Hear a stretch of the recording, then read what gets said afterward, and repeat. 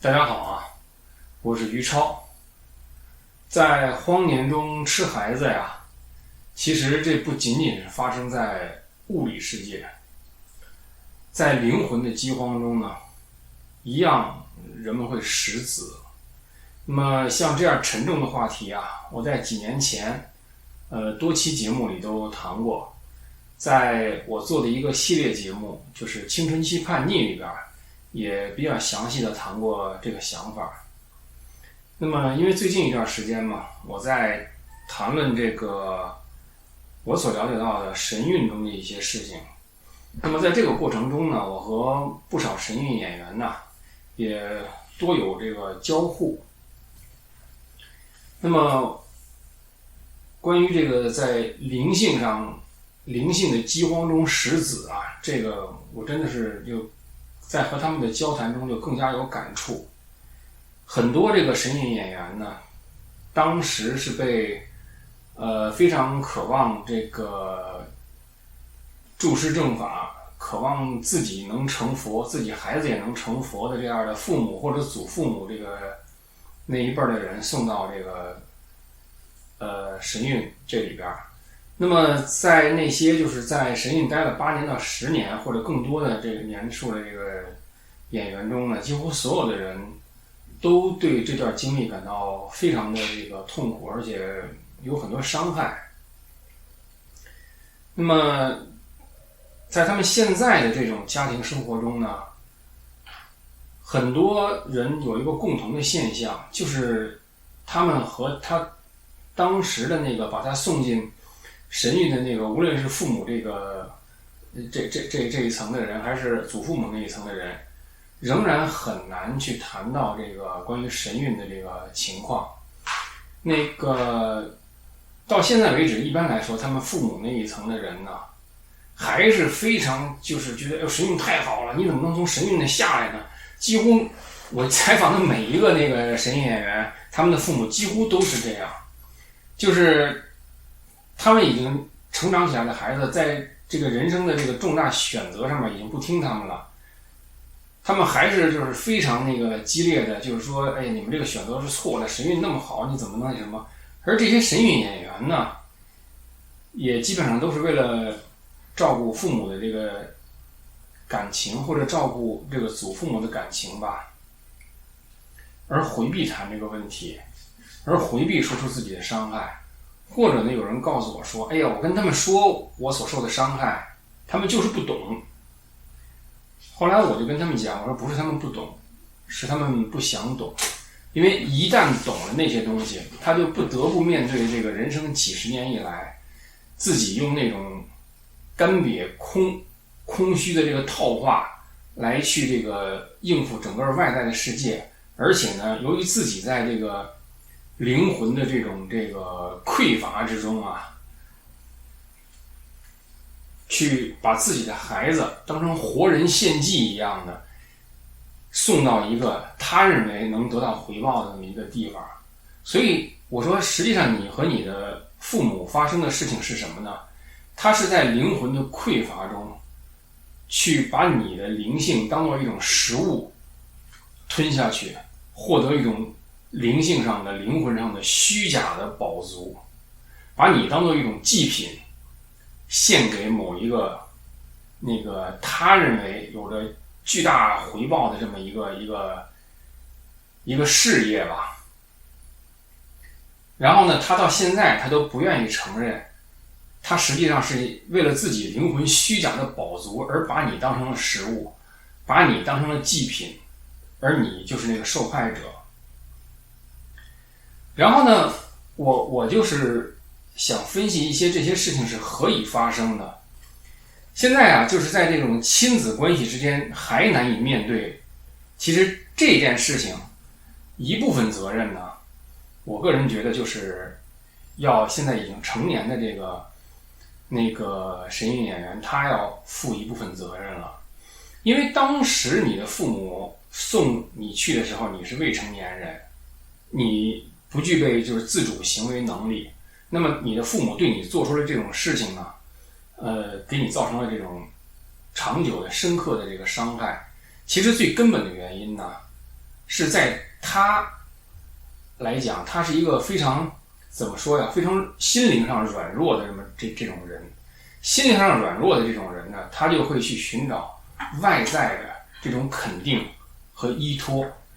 这种情况现在一模一样的还存在在这个大法弟子中。我的很多这个以前的这个相识吧，其中包括以前的那个清华同修，他们的孩子呢，他说哎呀，这个公立学校是不能去的，公立学校教育水平低，而且那儿的孩子以后很多沾染了很多可能的这种那个恶习，甚至包括吸毒。所以呢，我们对孩子教育最大的愿望就是送到山上，在师父身边。其实我觉得这个世界啊，也许从2000年前、3000年前，对于这个在这世界上的人来说，其实都是艰苦和难以应付的。你何以这个让你的孩子健康成长呢？其中最有效，几乎也是唯一有效的，就是你自己啊，能够在这个成长中焕发出你自己这个生命的生机，然后你发光，那么他就能够感召你的子女。哦，原来人还能这样活着呀！其实我在现在到300多期这样的这个节目中，在谈论教育，在谈论亲子关系中，多次就是谈论这个想法。如果你不是靠着自己成长而感召你的子女，而把你这个希望放在一个外在的东西上，尤其呢，就是比如说把孩子送到神韵的父母，有一个算一个。你们假如把孩子送到就是普通的寄宿学校，你可能会详细调查那个寄宿学校的来龙去脉，你可能详细的了解这个寄宿学校毕业生他们的情况、他们的去向、他们对这个学校的那个评价。而这个学校呢，也会就是有这种这个来学校参观的那什么，只要你预约都能来学校参观。我想问一下，这些东西神韵有吗？神韵那儿简直是戒备森严，父母要见孩子，有的时候要多见几面，你还得去那个龙泉寺做一些土木工程上的苦工，几乎是免费的苦工，你才能见到你的孩子。而这种情况，那个师傅还在给孩子那个讲话的这种大会上啊，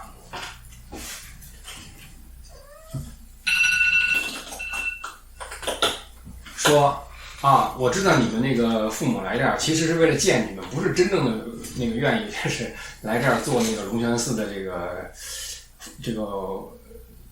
土木工作嘛。意思是什么呢？是我知道那个你们父母来这儿是有私心的，所以我也不用过多的感谢他们。这个呢是那个师傅在对那些小孩演员讲话的时候说过的话。那么就是说，在这种你非常灵魂上的软弱的时候啊，这个弱者他一定会去伤害更弱的人。弱者并不是善良的人。其实 Jordan Peterson 清楚地说过这个事儿，就是善良的人一定是非常 strong 的，非常非常强悍的，其实甚至都是，因为他能够保护那些他想保护的人。弱者他只是对于外人看来无害而已，但只要他想获得一些利益，他一般总是会伤害比他还弱的人。而在他整个的环境中，经常是首先受害的就是他自己的子女。实际上这种情况是非常非常普遍的发生。所以呢，就是说在灵魂的这个匮乏之中，识子啊，其实是这个神韵这个演员他们的家庭发生的一个这种更根本，用一个更根本的透镜去观察的话，发生的事情呢是在灵性上的本质，就是在灵魂上中这个饥荒中识子，然后呢用这个活人的这个灵性去献祭，最终出来的孩子，他们的那个灵性基本都被摧毁了。有的人成了坚定的这个无神论者，然后有的人跟我非常痛切的反复说，我多希望他说的是真的，我多希望他说的是真的呀，我多希望他说的是真的呀，就是这样。他指的就是上次节目讲的那个谁，也就是师傅了。他很希望师傅讲的是真的，但是呢，他幻灭的是如此彻底，所以呢，就是说他的这个灵性啊，被他的父母作为祭品来去献祭，然后希望获得那些东西，他的父母到现在都没有获得，而他的孩子呢，也是非常回避的，不和他父母提及这些事情，因为一旦提及，他父母为了那个保卫自己既有的这个立场，会很激烈的责备他，心性不好，为什么从山上下来？山上多好啊，师傅身边多好啊，而他的孩子已经经历那么多痛苦了，有苦说不出，所以他们之间更多的是回避的这个状态。甚至在我就是涂掉了很多那个关键信息，无法认出这个人是谁的时候，他们有的时候也很恐惧，说哎呀，我家人会不会看出来啊什么的，和他的那个关系难以相处。后来我说呢，就是假如说这个你的身份可以被识别，这是第一点。第二点呢，识别之后神韵方面可能伤害你，这两点我说那么你告诉我该怎么改。假如你的身份不能识别，而来自外界的对你的伤害呢又没有的话，仅仅是为了照顾你过去那个你父母的那个感情的话，我说我不会那个修改我节目的内容。我说因为我做整个这个事儿就是为了消除这些心灵软弱的识子者给下一代造成的伤害，我怎么可能让这个人以同样的原因来阻挡我现在做的事情呢？那更不要说我自己在这条路上已经克服了很多一般人都难以克服的这种所有的社会关系都断裂的这个困难呢，是吧？所以呢，就是说很多这些神韵演员，他现在还在就是说和父母之间这种回避这个现实的这个状态中。那么我就想对包括他们在内的所有这样的子女说呀，就是你们所经历的那些伤害并不会因为你不在神韵就消失了。神韵那个场景对于你来说的确是消失了，没有问题，但是呢，就是造成神韵这个场景得以发生的那个原因，就是灵魂上的软弱。这个东西不但在你父母身上有，当你无法就曾经发生的事情诚恳地告诉父母，你当时做错了，你当时伤害了未成年的我，神韵是什么什么什么样子，到现在为止你还拿那套干瘪狂热的空话来应对我真实的人生，来应对我人生中重大的这种伤害，你现在还在做错。如果你不能向你的父母说出这样的话的话，那么在你的灵魂上存在着和你父母那样类似的这种软弱，而这种软弱是会有后果的。这个后果是什么呢？就是这种灵性上的识子会代际传承，拿活人献祭会代际传承。像圣经中讲那些什么把子女金火献给巴力，他为什么会把自己的孩子烧了献给巴力？为什么呀？表面是为了获得一些利益，实际上就是因为这种灵性和德性上的这种软弱。所以呢，就是说父母吃孩子啊，在中国的这个文化之中是源远流长，而且是非常普遍的发生。我就鼓励和我这个联系的这个神韵演员，我说呢，就是说你现在回避这些事儿啊，并不会使这个痛苦就此终结，不是这样的。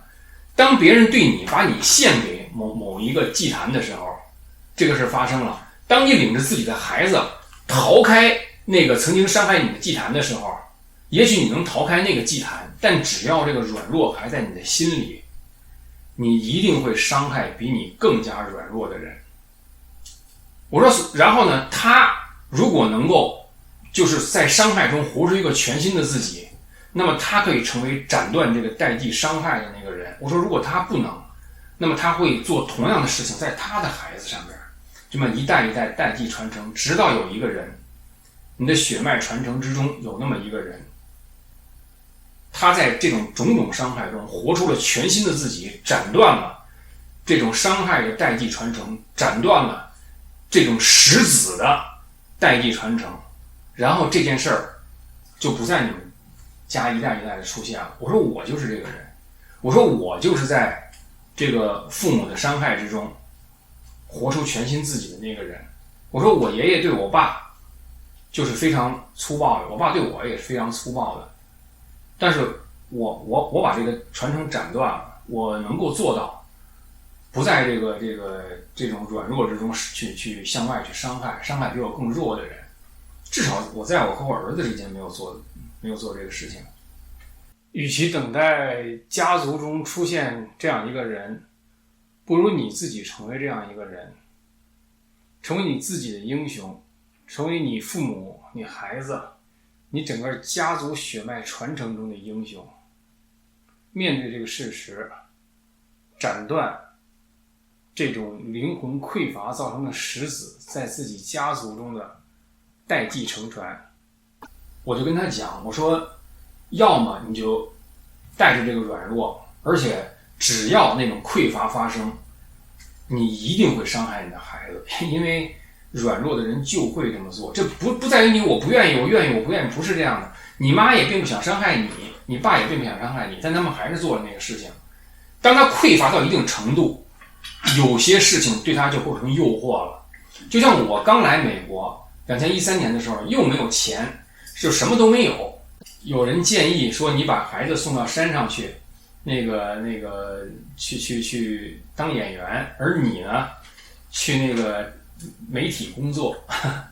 当时我就基本就拒绝了，因为我在监狱待过10年，我来美国不到1个月，我就已经看出像什么退党中心的那些人呐，一脸凶相，和我在监狱里见到那个牢头狱霸是非常像的。我这个事儿是在以前很早以前的节目中我就多次说过这个事儿，所以我就没有去。所以这些事情对我不构成诱惑，因为我足够强悍。对于很多在国外的大法弟子，或者是从中国逃出来的这个大法弟子，就构成了强大的诱惑。因为他们自己本能的知道我不足以引导我的孩子，所以那我就赶紧把孩子送到一个我认为安全的地方。他们是这么想的，实际上他们也抱着非常强的这个功利之心，要把孩子往那儿送。所以啊，就像师父早年教给我们的，一切都要向内找。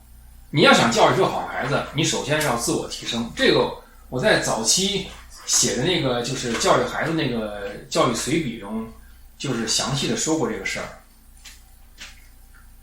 所以呢，就是说你如果不解决这个软弱的这个问题啊，石子会成为一个必然，然后呢，在你的血脉传承之中会一次又一次重复的发生。所以我就想，对这些曾经经历过这个伤害和痛苦的，包括神韵演员在内的这个大法弟子的这些对我来说的年轻一代，其实你们现在都已经很多人不年轻了，30多岁、40多岁了。你们应该能够正视曾经发生了什么，你们应该能够就是说用清晰的语言和内心非常笃定的这种理解说出当时发生了什么，而不是一再回避了。你们可能已经开始伤害你们身边比你更软弱的人了，以这个我为了孩子好为名，做你父母对你做过的一模一样的事儿，只是换了一个场景，换了一个面目。所以啊，弱者一定会伤害更弱的人。你通过修炼心性有所提升，你自然而然的会很强，你自然而然的会有悲悯之心，你会对那些那个别人的哀嚎不是这么扭过头去啊，那都是他的业力什么的。那另外一个话题呢，我就是想说一说这个评判呢和被评判。就是在我谈这些事情的时候啊，其实是我的家人之一，也是当年我从清华那儿一路走来，在我年轻时代是我非常重要的修炼上的一个伙伴，也是我自己的家人。其实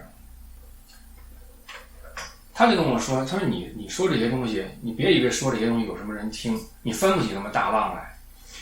就是在我最近的这些关系之中啊，其实是给我压力可以说是最大的，而且也是骂我几乎最狠的那些人。他们认为我是魔，认为我或者是被魔控制，或者是种种吧。就是你们在我下边那个节目下边那些评论之中见到的评论，首先是我最近的关系中的人对我说的这些话。那么这个就在前一段，我不得不把他给那个拉黑了，因为他的那些谩骂和那个破口大骂已经没有意义了。我觉得就是说，就是那是一个没有意义的场景。也许对于那个精神科大夫是有意义的，但对于我来说没有意义。我最终把我这个家人给拉黑了。那么他留给我的话呢，我现在能复述的就是愿意复述出来的，就是说你翻不起什么大浪来。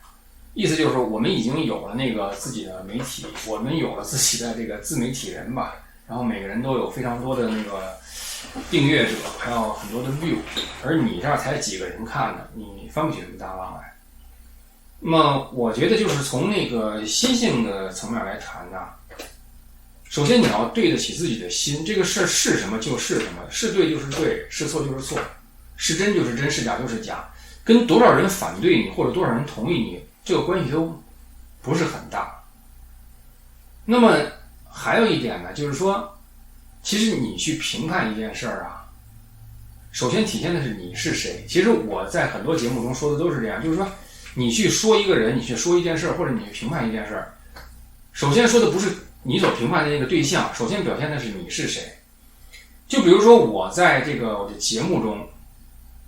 提到这些事儿，包括有人给我发电子邮件，然后问我那个神韵发生了什么，我给他们简要的回复。简要的回复，其实那些内容已经足以让正常的人觉得骇人听闻了。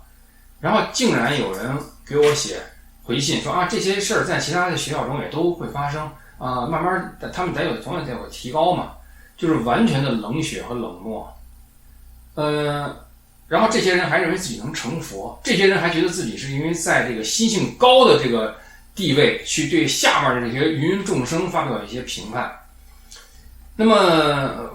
我就想说，另外一些人是怎么看这个事儿的，就是美国的普通人是怎么看这个事儿的。因为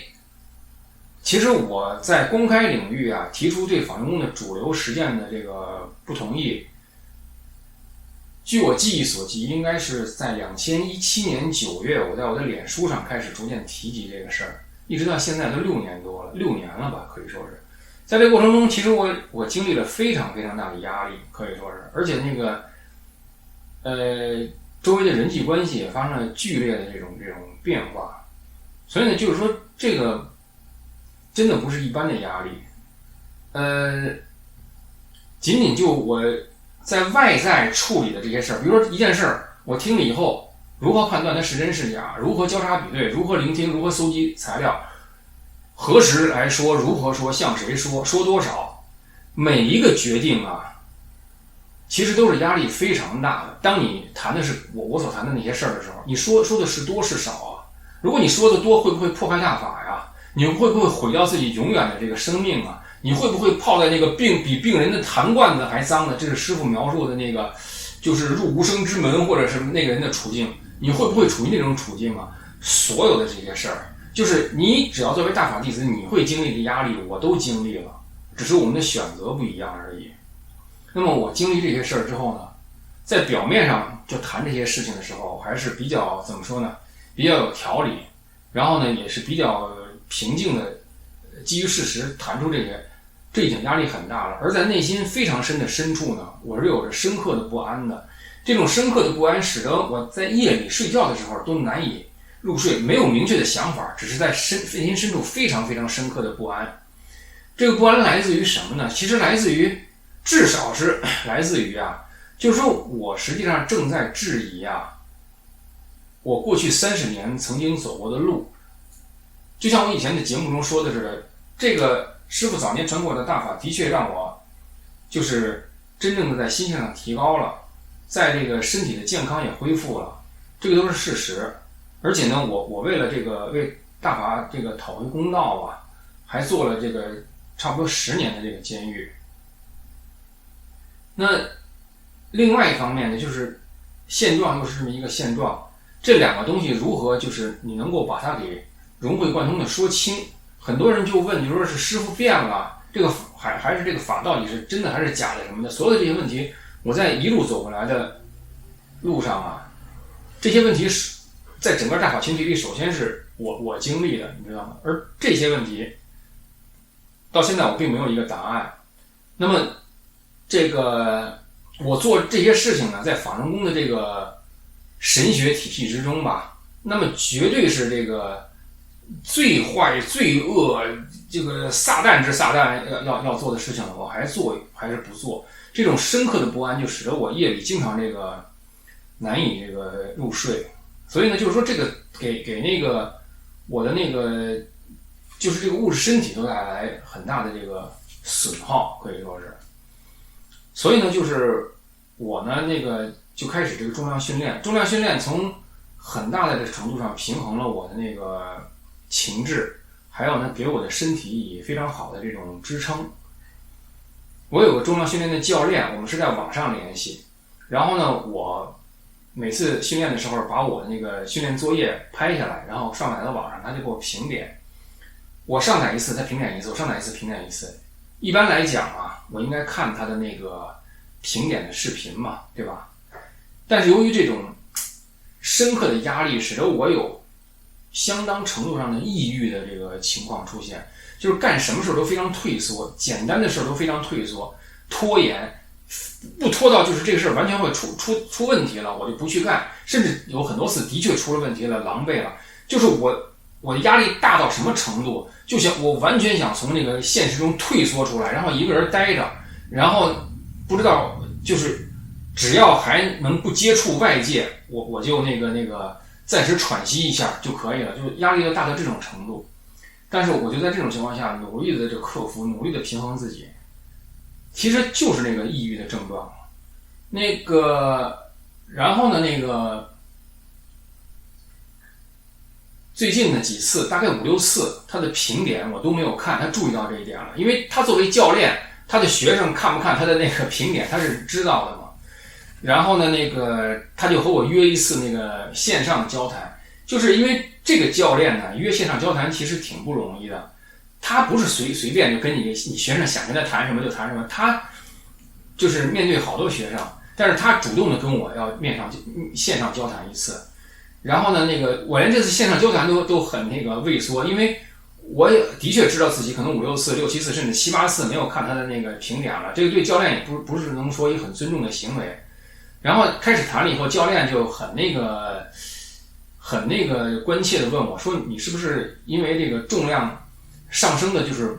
不够稳定而很沮丧嘛？因为你知道吗，就是你重量能举起多少和你的情绪啊是直接相关的。我的情绪也比较低落，所以我以前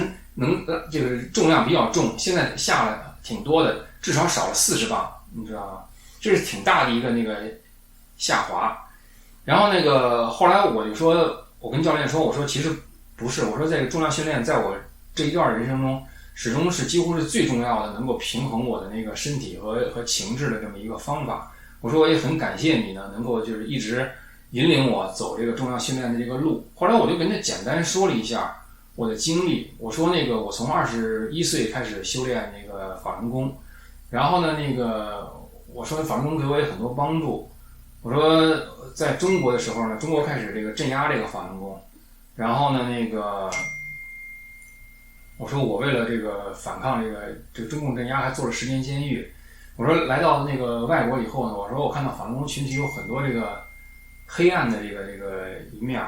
我说我从2017年开始呢，就把这些事公开的说出来。我说为此呢，我说我经历了很大的这个压力，我说我的那个社会关系都那什么了。后来我简单的跟他说了说这个我们这个群体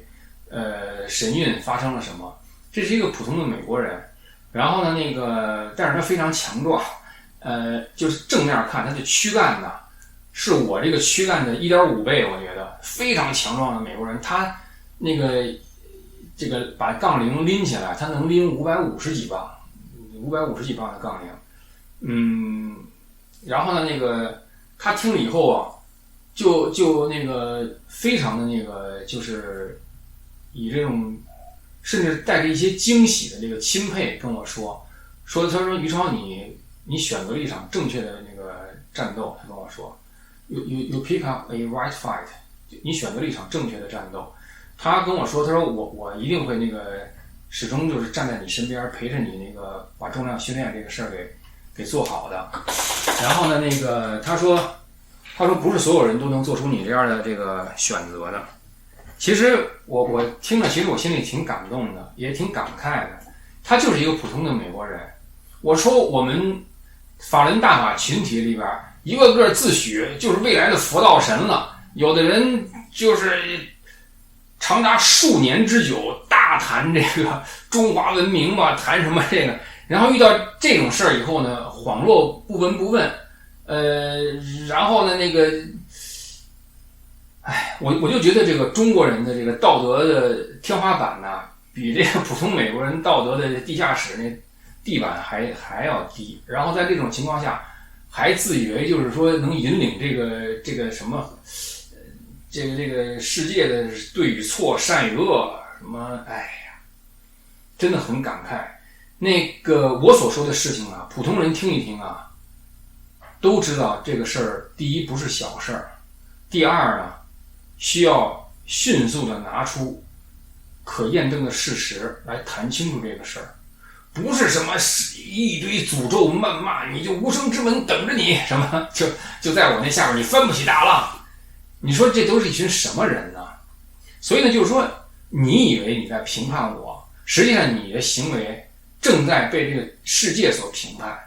你们的流言，你们的扭头就不听，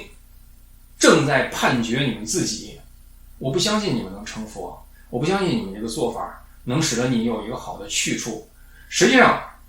谈去处这些东西都俗了，真的。我做这个事儿的时候还管什么去处不去处？是就是是，非就是非。我听说了，我就得说出来。你敢干，我就敢说，就这么简单。美国那个国歌里边说，这是一个勇者的土地，自由者的故乡。我已经来到我的故乡了，我感到那个我应该做和这个我的故乡那个相称的这个事情。唉。今天我的节目先做到这儿，谢谢各位，我们下次再见。